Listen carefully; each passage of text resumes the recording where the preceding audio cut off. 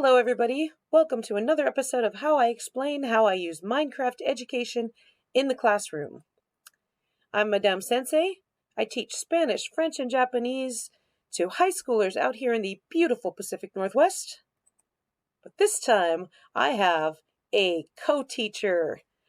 Not exactly co-teacher. Fish Girl, Sarah, is actually my TA, but by golly, she is helping me so much with this, I might as well consider her a co-teacher. So Sarah is helping me with my crazy ideas, and I always read my students this wonderful story called La Matadragones, and I said I'd really like to make an escape room on this. And look, you know my abilities, okay? Sarah is taking it up to 11. It is absolutely incredible. Look at this castle she built, okay? So basically my students read the story and then they prove to me that they understood the story by escaping the story. And in groups of 4, because language is communication, right? So here's the story that I like to read to them. I like to read this version, which is available at tunebooks.com.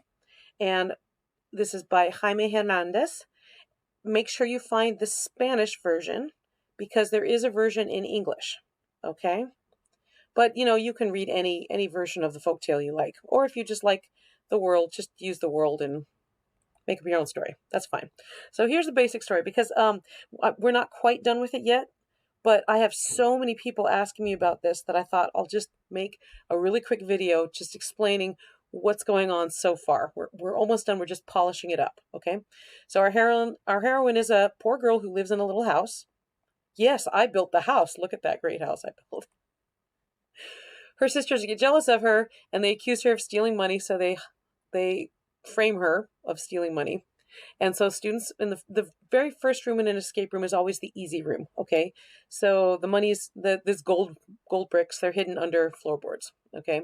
So the students will have to find it and get out. And we think that we're just going to have them hold the gold and get past piglins because that piglins won't react to the gold, right? So our heroine meets an old lady under a tree because now she's had to leave home.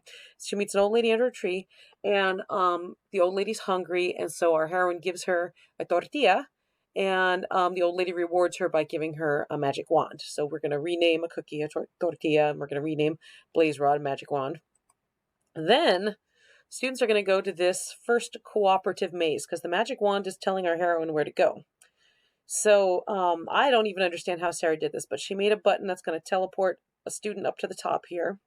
So one student's at the top, and they're going to have to tell the students underneath in the maze, a la derecha, a la izquierda, todo recto, whatever they have to tell them to get, volvemos, let's go back, whatever they have to tell them to get through the maze. Okay, so it's cooperative because language is communication. I like to have my students all playing Minecraft together. Okay, so after the maze, the heroine comes upon the castle, and that castle's just amazing. I'm like doing nothing at this point. It's all Sarah's work. It's all Fish Girl, okay? Here's an aerial view of the castle before I put the hill in. All right, so our heroine gets a job in the kitchen, so she's going to have to feed these snooty people. So I don't know what I was thinking, but Sarah's like, oh, I can make a mini game. We'll just have them conjugate verbs, and then if they conjugate correctly, they'll press buttons and they'll get the ingredients for the food, and then they'll come back and they'll make the food, and then they'll come back and they'll feed these people. And I am just so blown away by this. It is so amazing. So here's the dark kitchen where the students are going to be running around working. We have to time it because, you know, my idea was this should take a class period. It might take 2 because Sarah has really taken it up to the next notch. This is amazing. Okay. So the magic wand leads our heroine to another maze, and Sarah is just great at making mazes. And I decided this one should be color coded. So in the front, there's a sign that gives 4 colors.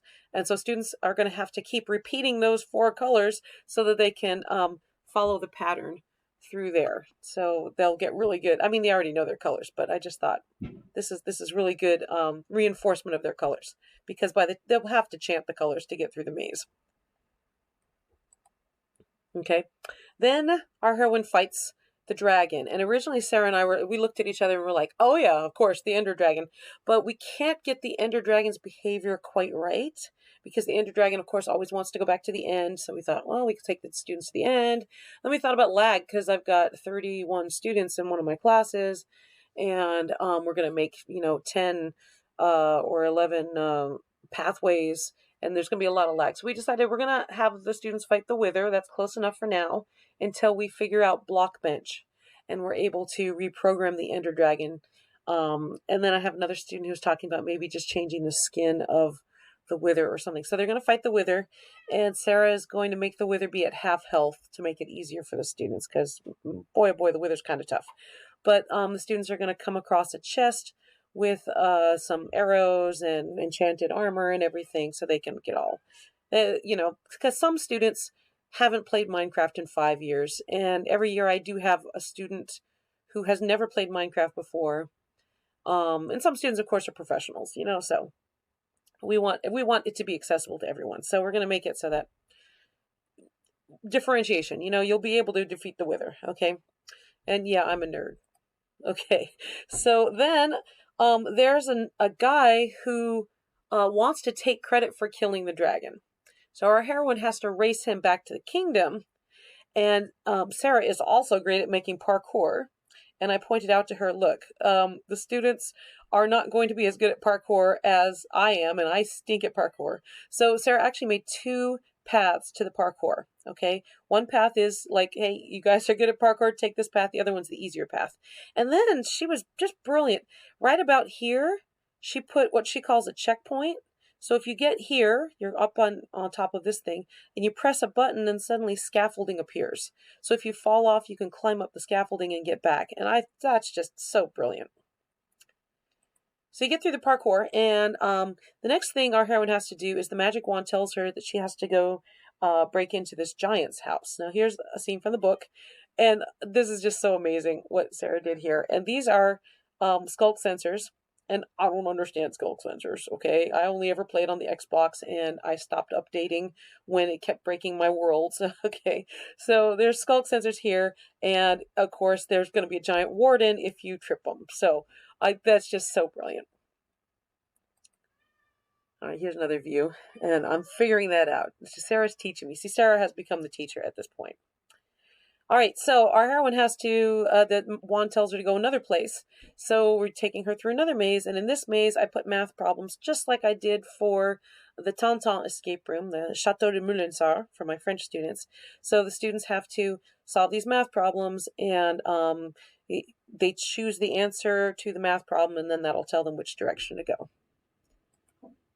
Okay, here's a view from above, just to show you all the signs I put in, and we had this little path just so we didn't get lost as we were putting the signs in, but then I took the path out, so that's not there anymore. Okay, so this is all the amazing redstone. Okay, I'm terrible at this, and Sarah is just great. I'm gonna have Sarah help me clean up the Moulinsart escape room as soon as we're done with this, and we're gonna just make a whole bunch of escape rooms for the whole rest of the year.